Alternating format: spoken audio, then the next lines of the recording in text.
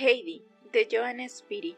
Capítulo 18. Un invierno en Dörfli. La nieve estaba tan alta alrededor de la cabaña del viejo de los Alpes que las ventanas parecían hallarse al mismo nivel del suelo. Toda la superficie interior de la casa quedaba invisible y también la puerta había desaparecido bajo la nieve. Si el viejo hubiese vivido aún en la cabaña, hubiera debido hacer lo mismo que hacía todas las mañanas Pedro delante de la choza que le servía de cobijo a él, a su madre y a su abuela. Cada mañana veíase obligado a saltar por la ventana, y si durante la noche no había helado, el muchacho se hundía tanto en la blanda nieve que no podía salir de ella sino moviendo vigorosamente la cabeza, brazos y piernas. Entonces su madre le entregaba una gran escoba con la cual Pedro barría el camino hasta la puerta. Allí le esperaba el trabajo más pesado, porque era preciso valerse de una pala para apartar los montones de nieve, pues, si ésta estaba blanda, al abrir la puerta había el riesgo de que la masa cayera dentro de la cocina, y si se helaba, la puerta quedaba obstruida, toda vez que no era posible abrirse camino a través de la masa de helada nieve, y solo Pedro podía saltar por la pequeña ventana. La época de las grandes heladas traía consigo grandes facilidades para el muchacho. Cuando su madre lo mandaba a Dörfli, el chico saltaba por la ventana sobre la nieve helada que se extendía por todas partes como un vasto manto. Luego su madre, por el mismo sitio, le entregaba un pequeño trineo, y Pedro no tenía otra cosa que hacer que sentarse encima y ponerlo en marcha dejándolo deslizar por donde quisiera. No podía dejar de llegar abajo, porque toda la montaña no era sino una inmensa pista de hielo. El viejo, sin embargo, no pasaba aquel invierno en los Alpes. Había cumplido su palabra, y desde la caída de las primeras nieves, había cerrado la cabaña y el establo para descender a Dörfli con Heidi y las dos cabritas. En las cercanías de la iglesia y la casa parroquial existía un gran edificio, que en otros tiempos fue mansión señorial. Según podía verse por más de un indicio, aunque el caserón hallábase medio derruido.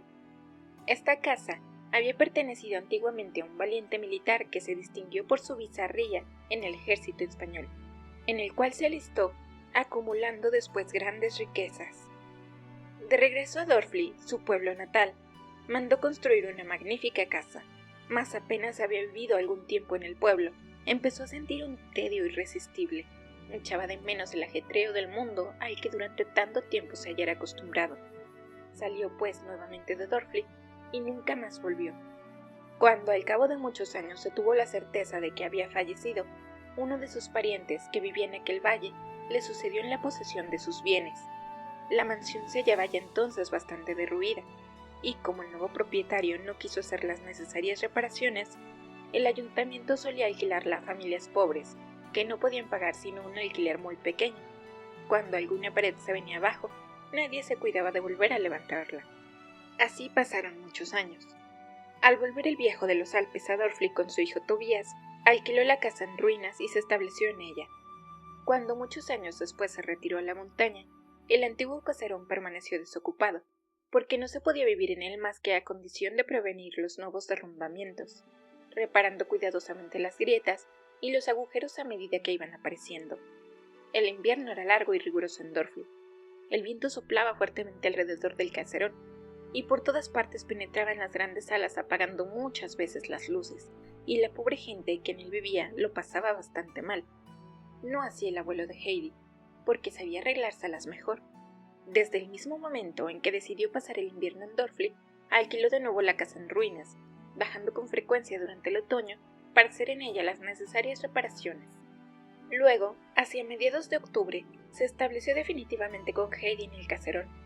Al penetrar en el edificio por la parte posterior, se entraba primero en una sala muy amplia, una de cuyas paredes faltaba por completo, y la otra existía solo en parte. Veíase en esta todavía una ventana ojival, cuyos vidrios habían desaparecido hacía muchos años, y por la cual trepaba vigorosamente una planta enredadera. El espeso follaje llegaba hasta el techo, que se hallaba aún lo suficientemente intacto para que fuera fácil reconocer que aquella sala había sido en otros tiempos una capilla. Desde allí se pasaba sin necesidad de cruzar puerta alguna a un vasto vestíbulo, en el que quedaban aún restos de las hermosas losas del antiguo pavimento, entre las cuales crecía espesa hierba. Los muros estaban también, en parte derruidos, y sin dos grandes pilares que sostenían lo que aún quedaba del techo, hubiérase podido temer que los últimos trozos iban a precipitarse sobre la cabeza del que cruzara aquella estancia en ruinas. En ella, el viejo había hecho una especie de jaula de madera, cubrió además el suelo con una espesa capa de paja, y destinó aquel antiguo vestíbulo a cobijar a las cabritas. Luego había una larga sucesión de pasillos medio derruidos también, por cuyas brechas se veía, a veces, el cielo azul, y otras el prado o la linde del camino. En la fachada principal de la mansión había una gran puerta de roble, sólidamente fija en sus goznes, que daba paso a una vasta sala todavía en buen estado. Las 4 paredes estaban revestidas de madera, aún intacta. En uno de los ángulos se alzaba una enorme chimenea de piedra, cubierta de azulejos que alcanzaba casi el techo. La losa estaba decorada con pinturas azules que representaban aquí un cazador con un perro, allí un tranquilo lago bordeado de espesos castaños, y en otro lugar un pescador sentado en la orilla del río, tirando lejos de sí el hilo de pescar. Un banco de madera rodeaba la estufa, de modo que ofrecía cómodo asiento al que quisiera contemplar las pinturas de los azulejos o estudiarlas de cerca. Esto fue lo que inmediatamente llamó la atención de la pequeña Heidi. Apenas entró en la sala, acompañada de su abuelo, corrió en derechura hacia la chimenea y se instaló en el banco para contemplar los dibujos. Al deslizarse lentamente por el banco, para dar la vuelta por la enorme estufa, otro descubrimiento absorbió toda su atención. En el gran espacio que quedaba entre la pared y la chimenea, había 4 tablas de madera, cuya forma se parecía mucho a un marco para guardar manzanas. Pero no contenía esta fruta. Aquello era, sin duda, el lecho de Heidi, casi exactamente igual al que tenía en la cabaña, es decir, un gran montón de heno cubierto por una sábana y un saco a guisa de colcha. Heidi brincó de alegría. ¡Oh, abuelito! ¡Esta es mi habitación! ¡Qué bien se está aquí! ¿Pero tú dónde vas a dormir? Era preciso que tu cama estuviese cerca de la estufa para que no tengas frío, dijo el abuelo. La mía está aquí al lado. Si quieres venir, te la enseñaré. Heidi atravesó la gran sala saltando y brincando, y siguió al abuelo por una puerta que daba a una habitación más pequeña en la que el viejo había instalado su lecho. En el fondo de la estancia había una puerta que Heidi se apresuró a abrir. Asombrada, se detuvo en el umbral de una inmensa cocina, tan grande como jamás había podido imaginar otra igual. En aquella habitación había realizado el viejo la verdadera obra de reparación, y aún le quedaba mucho que hacer para cerrar todas las rendijas y las grietas por las que entraba el viento. Había fijado en las paredes tantas tablas de madera que la habitación parecía contener gran número de armarios. La gran puerta de la cocina había sido también reparada por medio de alambres y de clavos para que se abriese y cerrase fácilmente. Había sido muy necesaria esta reparación, pues la puerta daba sobre la parte del edificio que estaba más en ruinas, y en la que crecía toda clase de maleza y anidaban tranquilamente insectos y lagartos. La nueva casa fue muy del agrado de Heidi. Al día siguiente, cuando llegó Pedro para ver cómo iban las cosas en el nuevo domicilio de su amiguita, ésta se hallaba ya muy familiarizada con todos los rincones y escondrijos y pudo sin dificultad alguna conducir al chico para que lo viera todo. No le dejó un momento de reposo hasta que hubo examinado todas las cosas notables que encerraba la vieja mansión señorial. Heidi dormía muy bien en su rincón, detrás de la estufa, pero a la mañana creía siempre despertar en la cabaña de los Alpes, y le parecía que había de levantarse rápidamente para abrir la puerta y ver si era la nieve la que a causa de su peso sobre las ramas hiciera enmudecer a sus viejos amigos los pinos. No recordaba el lugar donde se hallaba hasta haber girado la vista largo rato en torno de la habitación, y cada vez que le asaltaba el temor de no encontrarse ya en la montaña, sentía que algo le oprimía el corazón. Pero cuando oía que su abuelo hablaba a las 2 cabritas y advertía el alegre balido de estas, que aparecían decirle: «Date prisa, Heidi, y ven a vernos», la niña comprendía que se hallaba realmente en su casa y saltaba alegremente del lecho para vestirse enseguida. Sin embargo, al 4.º día de su estancia en la nueva casa, Heidi, muy preocupada, dijo a su abuelito: «Hoy es absolutamente preciso que suba a ver a la abuelita. No puedo dejarla sola tanto tiempo». Mas el abuelo no era del mismo parecer. Ni hoy ni mañana podrás ir, contestó. Hay 2 metros de nieve en la montaña y aún sigue nevando. Pedro, que es un muchacho fuerte y robusto, tiene su trabajo para poder hacer el camino, pero una niña como tú, tan pequeñita, se vería envuelta en la nieve en un abrir y cerrar de ojos, y nunca te volverían a encontrar. Aguarda hasta que haya helado. Entonces podrás andar todo lo que quieras sobre la nieve endurecida. La idea de esperar causó a la niña al principio un gran disgusto, pero tantas eran sus ocupaciones y distracciones durante el día, que el tiempo transcurría sin que se diera cuenta. Heidi iba todas las mañanas y todas las tardes a la escuela de Dörfli, donde aprendían con ardor todo lo que le enseñaban. En cuanto a Pedro, apenas se lo veía en la escuela, porque casi nunca iba. El maestro era un hombre indulgente, y se contentaba con decir de cuando en cuando: «Parece que Pedro tampoco viene hoy. Es una lástima, porque le convendría mucho acudir con más asiduidad a su clase. Pero también es verdad que debe de haber mucha nieve en la montaña, y seguramente no habrá podido salir de casa». No obstante, hacia la caída de la tarde, cuando la escuela estaba cerrada, Pedro hallaba fácilmente un medio para salir, a pesar de la nieve, y hacer una visita a Heidi. Al cabo de algunos días, el sol volvió a lucir en el cielo e inundó con sus rayos el albo manto de la nieve con que estaba cubierta de tierra. Pero el sol se ponía muy temprano por la tarde y desaparecía detrás de las altas montañas, como si no le gustara contemplar la tierra, más que cuando todo reverdecía y estaba en flor. Apenas empezó a oscurecer, apareció la luna grande y brillante, y durante la noche daba claridad a los vastos campos de nieve. Luego, a la mañana siguiente, los Alpes resplandecían de nuevo como un inmenso diamante. Cuando Pedro quiso proceder como los días anteriores y saltar por la ventana sobre la nieve caída durante la noche, la cosa no sucedió como esperaba. En lugar de caer sobre una blanda y densa capa de nieve, su cuerpo chocó contra la superficie endurecida a causa de la helada, y cogido de sorpresa, se deslizó un trecho por la pendiente de la montaña como un trineo sin gobierno. Cuando al fin logró ponerse en pie, dio con el tacón de su zapato fuertes golpes en la capa de nieve para averiguar exactamente la causa de lo que acababa de acaecer. A pesar de los golpes, no lograba arrancar ni un trocito de nieve, y tuvo que darse por convencido de que toda la montaña estaba cubierta de hielo. Pronto se consoló con este hecho, porque recordaba que Heidi había prometido subir a ver a la abuelita en cuanto la nieve estuviese dura. De aquí que volviese rápidamente a la cabaña, bebiese de un trago su tazón de leche, se metiese un trozo de pan en el bolsillo y exclamase: «He de ir a la escuela».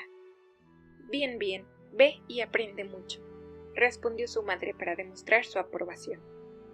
Pedro salió por la ventana, pues la puerta se hallaba definitivamente obstruida por la nieve helada.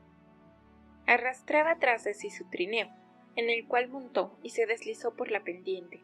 Iba como un rayo, y cuando llegó cerca de Dörfli, desde donde la pendiente se prolongaba hasta la ciudad de Mainfeld, el muchacho no se detuvo, sino que continuó el viaje en trineo, porque creyó que sería peligroso hacer un esfuerzo para detener el vehículo. Descendió, pues, hasta el llano, donde el vehículo se detuvo por sí solo. Pedro se puso en pie y miró en torno suyo. La fuerza de impulsión de la bajada lo había llevado más allá de Mainfeld, y para subir a Dörfli necesitaba cuanto menos una hora. Pedro se dijo entonces que en todo caso llegaría tarde a la escuela, porque ya habría empezado la clase, y que podría muy bien tomarse todo el tiempo para desandar el camino. Así lo hizo, y llegó a Dörfli precisamente cuando Heidi, de regreso de la escuela, se sentaba a la mesa para comer con su abuelo. Pedro entró. Le obsesionaba aquella vez una idea y sentía la necesidad de expresarla a su amiguita. «Ya está presa», dijo deteniéndose en medio de la habitación. «¿Quién, general? ¿Sabes que te expresas en un tono muy guerrero?», exclamó el viejo de los Alpes. «La nieve», contestó Pedro. «¡Oh, qué bien! Ahora podré subir a ver a la abuela», gritó alegremente Heidi, que había comprendido inmediatamente el modo de expresarse que tenía Pedro. «Pero, ¿por qué no has ido a la escuela? Ya no hubieras podido bajar en el trineo», añadió en tono de reproche, porque opinaba que no estaba bien faltar al colegio cuando era posible ir. «He bajado en el trineo hasta Mainfeld y entonces ya era tarde», respondió Pedro. «Eso se llama desertar, muchacho», dijo el viejo, «y los desertores merecen un buen tirón de orejas. ¿Has entendido?». Pedro, muy asustado, daba vueltas a la gorra, porque no había en el mundo un hombre que le inspirase más respeto que el viejo de los Alpes. Un jefe de ejército como tú había de sentirse doblemente avergonzado desertando, continuó el abuelo. Dime, si el mejor día tus cabritas escapasen cada una por su lado y no quisieran obedecer a tus gritos, ¿qué harías entonces? Les pegaría, respondió Pedro con conocimiento de causa. ¿Y si un muchacho se portase como una cabrita díscola y le pegasen, qué dirías? Que lo tenía bien merecido. Pues bien, recuerda lo que voy a decirte. Si vuelves a pasar en tu trineo por delante de la puerta del colegio, sin apearte y entrar, no tienes más que pasar por esta casa para recibir lo que te corresponde. Pedro comprendió la advertencia y vio que era él el muchacho desobediente como una cabrita. Le aterró la analogía y giró la mirada en torno suyo para ver si descubría el instrumento de castigo que, en semejantes casos, se empleaba para las cabras. Pero el abuelito continuó hablando, esta vez en tono más afectuoso. Y ahora vente a la mesa y come con nosotros. Heidi subirá luego contigo. Esta noche, cuando vuelva, la acompañarás y cenarás con nosotros. La inesperada solución pareció a Pedro una verdadera maravilla, e hizo una mueca que se extendió por todo su rostro. Tal fue la satisfacción que sintió. Obedeció sin tardanza y se sentó al lado de Heidi. Esta había empezado ya a comer, y la alegría la impidió continuar. Así pues, puso su plato con una enorme patata y un trozo de queso tostado delante de Pedro, que ya había recibido también del abuelo otra porción, y se hallaba así delante de una verdadera muralla de comida. Pero a Pedro nunca le faltaba valor para atreverse con ella, por mucha que fuera. Heidi se levantó y se dirigió al armario, del que sacó el mantón de Clarita. Envuelta en tan buen abrigo, tocada la cabeza con la capucha, podía emprender ya sin temor la expedición montaña arriba. Se colocó frente a Pedro, lo observó atentamente, y cuando el muchacho hubo comido el último bocado, exclamó: «¡Ahora vámonos!» y se pusieron en camino. Heidi tenía muchas cosas que comunicar a Pedro sobre Diana y Blanquita. Le contó que el primer día ninguna de las dos había querido comer en su nuevo establo, que hasta la noche habían permanecido con la cabeza baja, sin exhalar el menor balido. Heidi había preguntado entonces al abuelito por qué las cabras se portaban de aquel modo, y él contestó que le pasaba lo mismo que le pasó a Heidi cuando se hallaba en Frankfurt, porque también era la primera vez que los dos animalitos habían salido de la montaña donde se criaron. Y Heidi añadió: «Oh, si supieses, Pedro, la pena que da eso». Los dos niños habían casi llegado arriba, sin que Pedro hubiese abierto la boca. Parecía estar sumido en profundos pensamientos y que éstos le impidiesen escuchar con la atención acostumbrada en otros casos. Al llegar ante la puerta de la cabaña, se detuvo y dijo con rudeza: «Entonces prefiero ir a la escuela que entrar en la casa del viejo para que me dé lo que ha dicho». Heidi fue del mismo parecer y procuró que Pedro se afirmase en la decisión tomada. Cuando entraron en la choza, no encontraron más que a la madre de Pedro ocupada en sus acostumbrados trabajos caseros. Esta explicó a Heidi que la abuelita se veía obligada a guardar cama durante los días de mucho frío, porque no podía resistirlo, y que además no se encontraba muy bien. Esto era una cosa nueva para Heidi, que hasta entonces siempre había visto a la anciana sentada en el mismo rincón de la salita. Fue pues volando hacia ella, y la halló envuelta en el chal gris, en un estrecho camastro, y cubierta solo con una colcha delgada. «Dios sea loado», exclamó la anciana al ver que Heidi se precipitaba en la habitación. Durante todo el otoño había sentido un íntimo y secreto terror que continuaba siendo su obsesión, sobre todo cuando la niña tardaba algún tiempo en venir a verla. Pedro le había contado que un señor forastero había llegado de Frankfurt, que iba muchas veces con ellos a los campos de pastos y que quería siempre hablar con Heidi. De aquí que la anciana no dudara de que aquel señor desconocido había venido con el único objeto de llevarse a Heidi. Hasta cuando supo que había partido solo como llegara, le asaltaba a cada instante el temor de que de Frankfurt mandasen a alguien para recoger a la pequeña. Heidi se lanzó hacia el lecho de la enferma y preguntó con solicitud: «¿Estás muy enferma, abuelita?» No, hija mía», respondió la abuela anciana para tranquilizar a Heidi y acariciándola afectuosamente. «No es más que la helada, que me ha entorpecido un poco las piernas».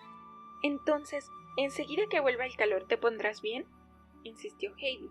que quería saber a qué atenerse acerca de la salud de la abuelita.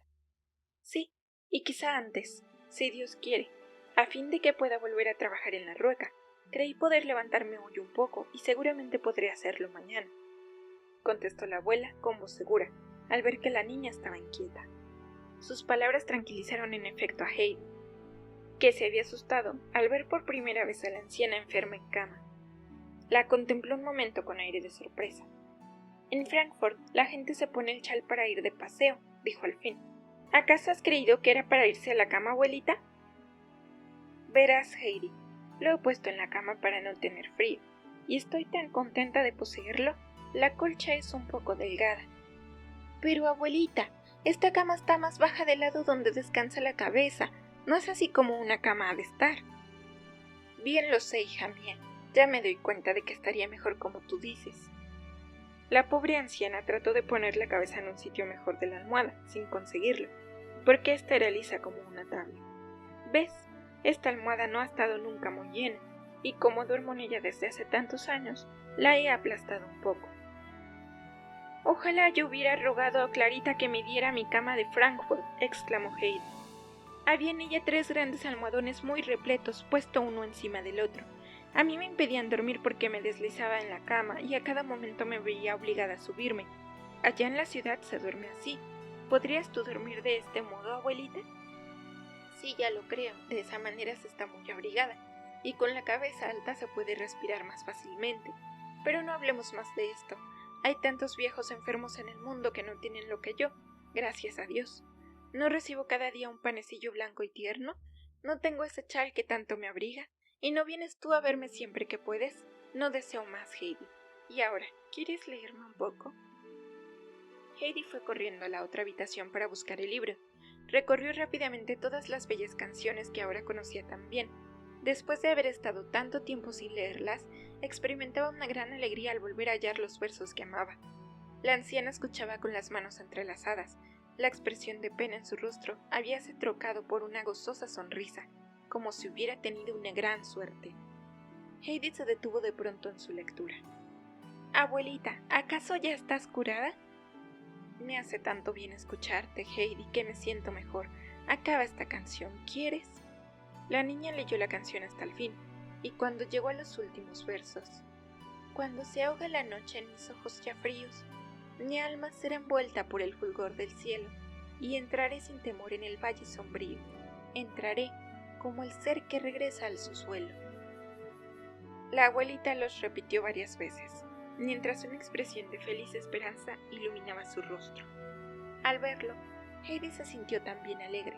Recordó enseguida la bella y luminosa tarde de su regreso a la montaña y llena de alegría, exclamó: Abuelita, yo sé muy bien cómo es cuando uno regresa a la patria. La buena anciana no respondió, pero había oído bien, y la expresión de su rostro que tanto gustaba a Heidi no se borró. Al cabo de un momento, la niña continuó: Ya está oscureciendo, abuelita, y es preciso que me marche a casa. Estoy muy contenta de que te encuentres mejor. La anciana cogió una de las manos de Heidi y la estrechó fuertemente mientras le decía: Sí, ya estoy nuevamente alegre. Y estoy mejor también, aunque tenga que quedarme todavía largo tiempo en cama. Mira, hija mía, nadie puede comprender sin haberlo pasado lo que significa hallarse en un lecho y sola en la habitación durante días y semanas, sin escuchar nunca una palabra de nadie y sin ver el más pequeño rayo de sol. Entonces le ocurren a una pensamientos muy tristes, cree que jamás volverá a levantarse y se le hace irresistible tanta pena. Pero cuando escuchamos palabras como las que acabas de leerme, parece como si una gran luz se hiciera en nuestro corazón y lo llenara de alegría. La abuelita dejó entonces la mano de la niña. Esta dio a la anciana las buenas noches. Entró corriendo en la habitación contigua y se marchó rápidamente con Pedro, porque mientras tanto habíase hecho de noche y era preciso regresar.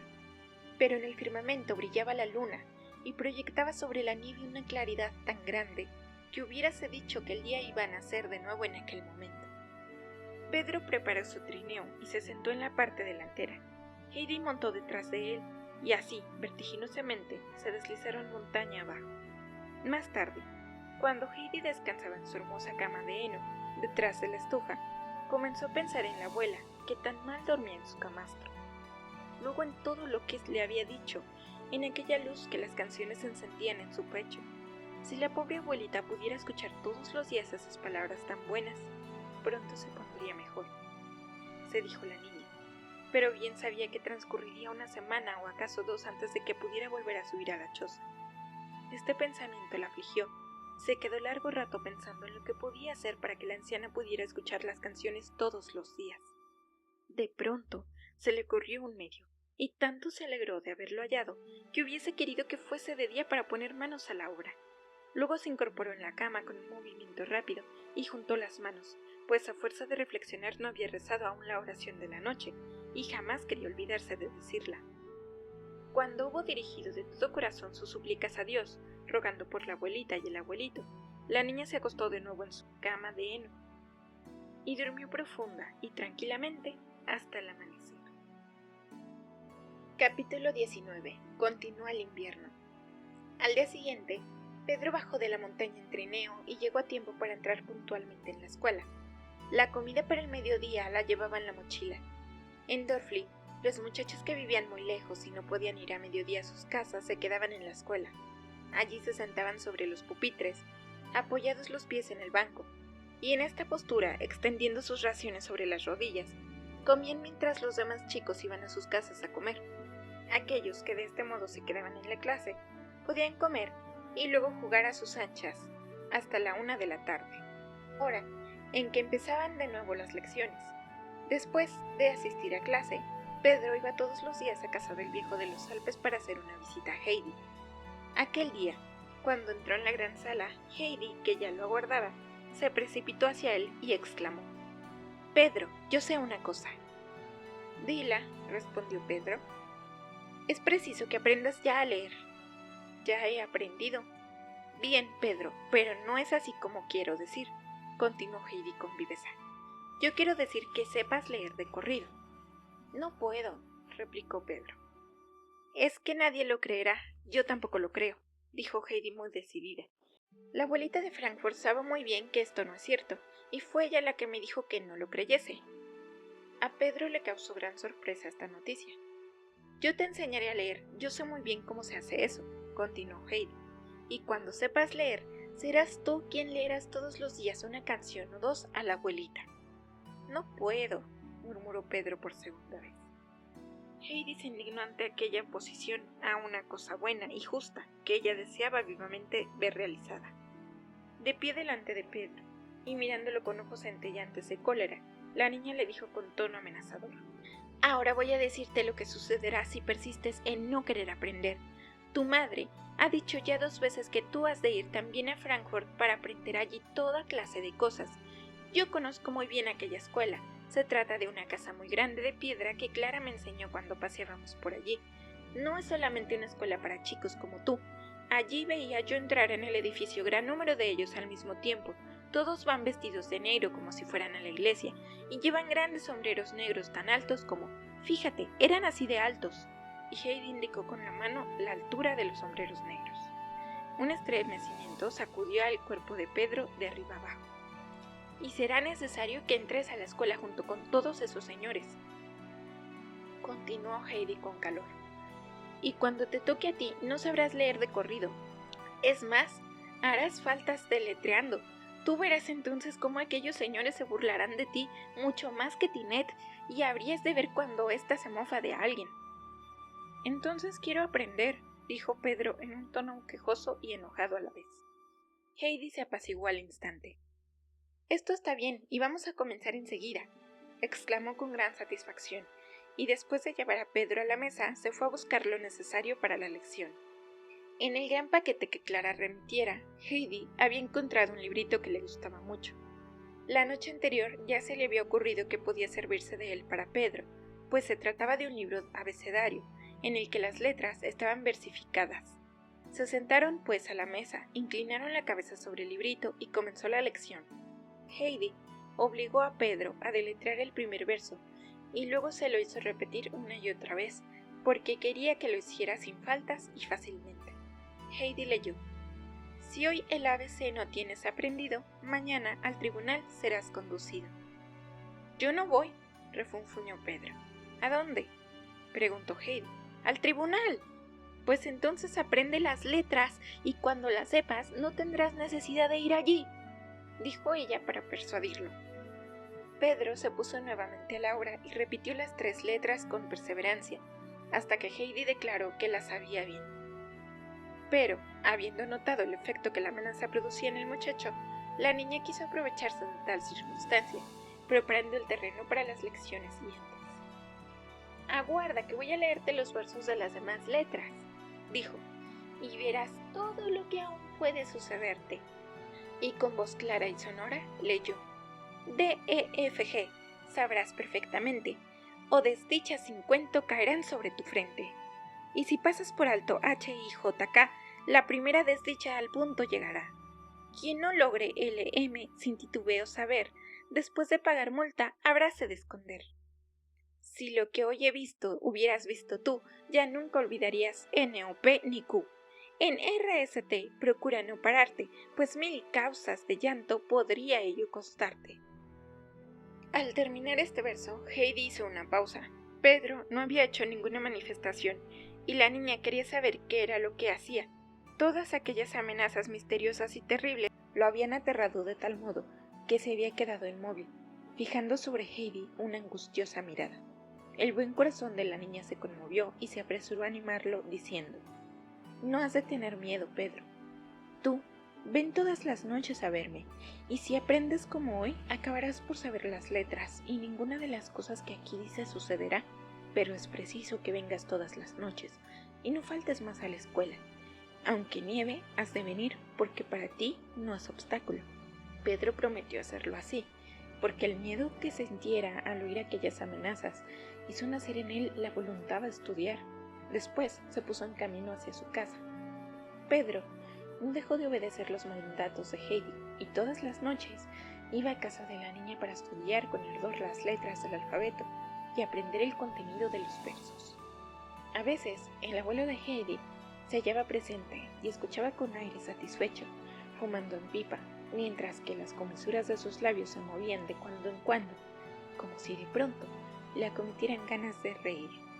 Luego, cuando Pedro había luchado valerosamente por aprenderse la lección, con frecuencia lo invitaba a quedarse a cenar con ellos, lo que recompensaba al muchacho ampliamente de los temores que le causaran las amenazas del librito. Así transcurrieron los días del invierno. Pedro iba con regularidad a tomar lección y hacía verdaderos progresos con el abecedario. Sin embargo, los versos le daban cada vez más fatiga. Al final había llegado a la U. A leer Heidi: «Si la U de la B no sabes distinguir, te llevarán allá donde no quieras ir». Pedro murmuró: «Eso sí que me importaría poco». No obstante, no estaba muy seguro de sí mismo y se puso a estudiar a la U y a la V, lo mejor que pudo, como si tuviera la impresión de que alguien podría venir para cogerlo del cuello y llevarlo allí donde preferían ir. A la noche siguiente, Heidi continuó: «No aprendas la W sin afición, mira al palo que está en aquel rincón». Pedro miró hacia el sitio indicado y observó con sorna: «No hay ninguno». «Es verdad, pero ¿sabes lo que tiene el abuelito en el armario? Pues un palo casi tan grueso como mi brazo, y si lo saca bien puede decir: «Mira, el palo que está aquí en el rincón». Pedro conocía muy bien la enorme vara del avellano del viejo de los Alpes, y sin tardanza se inclinó sobre el libro para aprender la W. Al día siguiente le tocó aprender estos versos: «Y quien desaplicado X olvida, se quedará un día entero sin comida». Pedro lanzó una mirada hacia el lado donde estaba el armario, en el que se guardaba el pan, el queso, y muy enojado observó: «Yo no he dicho que iba a olvidar la X». «Tanto mejor si no la olvidas», respondió Heidi. «Podrás aprender inmediatamente otra letra y mañana no te quedará más que una». Pedro no era de la misma opinión, pero Heidi ya había empezado a leer. «La Y también siempre debes recordar, porque si no la gente te podrá avergonzar». Al oír aquellas palabras, Pedro tuvo la visión de todos los graves señores de Frankfurt, con sus grandes sombreros negros y sus rostros burlones, y se lanzó sobre la Y. Al otro día, como no quedaba más que una letra, Pedro comenzó a estudiarla con aire un poco altanero, y cuando Heidi hubo leído el último verso, Si la Z ignoras, serás un zote, y te enviarán al país Otentote, exclamó burlonamente. Claro, como si alguien supiera dónde está. Naturalmente no hay quien lo sabe. El abuelito lo sabrá seguramente, replicó con viveza Heidi.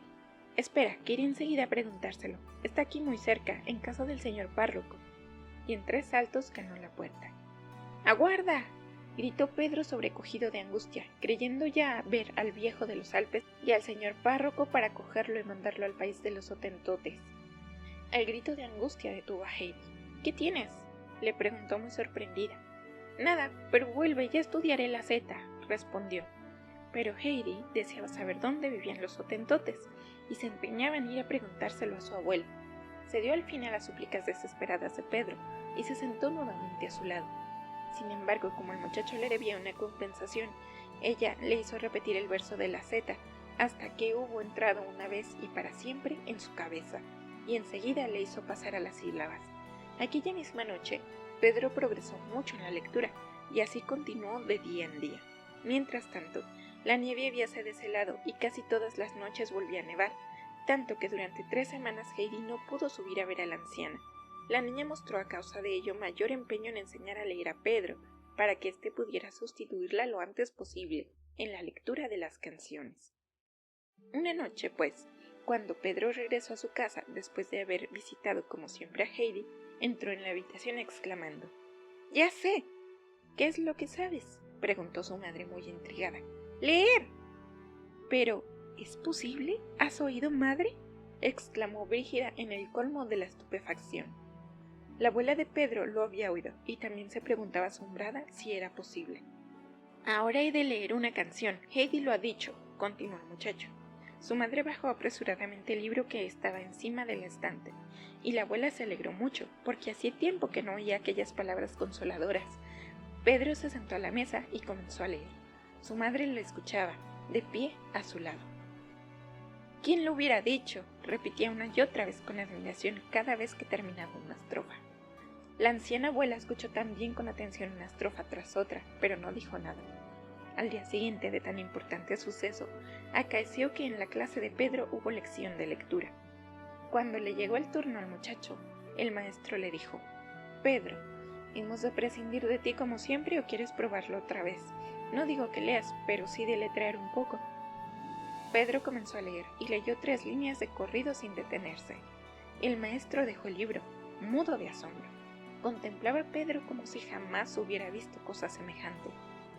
«Pedro, aquí ha sucedido un milagro», dijo al fin. «Todo el tiempo que yo me he esforzado con inagotable paciencia a enseñarte a leer, no llegaste siquiera a deletrear sin hacer continuamente faltas. Y ahora, cuando no sin lamentarlo mucho renuncié a sacar provecho de ti, y aquí que no solo sabes deletrear bien, sino que además lees con facilidad. Dime, Pedro, ¿de dónde puede venir semejante milagro?». «De Heidi», respondió el muchacho. El maestro, sumamente sorprendido, miró hacia el lado donde Heidi estaba sentada con el aire más cándido del mundo, pero no pudo descubrir nada extraordinario en ella. «Por otra parte», continuó, «hace algún tiempo que observo un cambio notable en ti, Pedro. Mientras que antes faltabas a veces hasta una semana entera, ahora no dejas de venir a la escuela ni un solo día. ¿A qué se debe tan buena transformación?». «Al viejo de los Alpes», respondió Pedro. El maestro no salía de su asombro y miraba ahora a Heidi, ahora a Pedro. «Vamos a probarlo otra vez», dijo después, porque juzgó prudente someter el conocimiento de Pedro a nueva prueba. El muchacho leyó otras 3 líneas sin hacer ninguna falta y sin detenerse. Era pues verdad, Pedro había aprendido a leer. Tan pronto como terminó aquel día la clase, el maestro se dirigió a toda prisa a casa del párroco para participarle lo sucedido. El sacerdote se complació también en la bienhechora influencia de que el viejo de los Alpes y su nieta ejercían en el pueblo. Desde entonces, Pedro leía todas las noches una canción. Su obediencia a las órdenes de Heidi llegaba a eso, pero nunca a más. Jamás se le ocurrió leer una segunda canción, y además la abuela no se lo suplicaba. En cuanto a Brígida, se asombraba cada vez más de que su hijo Pedro hubiese podido llegar a leer, y a veces, acabada la lectura y acostado el lector, seguía diciendo a su anciana madre: La verdad no puede uno alegrarse bastante de que Pedro haya aprendido a leer tan bien. ¿Quién sabe lo que podrá llegar a ser todavía? A lo que respondía la abuela: sí es bueno para él haber aprendido algo, pero no obstante, yo me alegraría de que Dios hiciese que pronto viniese la primavera y que Heidi subiese otra vez. Cuando ella lee las canciones, estas parecen otras. Cuando las lee Pedro, parece que les falta algo. Entonces trato de encontrarlo, y luego no puedo seguir bien las ideas. En resumen, no me causan la misma impresión que cuando las lee Heidi. Lo cual no era debido sino a que, al leer Pedro, se las arreglaba para hacerse la lectura más fácil. Cuando llegaba una palabra un poco larga, o que le parecía difícil, la saltaba, pensando que a la abuelita le sería igual que hubiese 3 o 4 palabras, menos en una estrofa, pues aún quedaban bastantes. De aquí que casi nunca había sustantivos en las canciones que leía Pedro.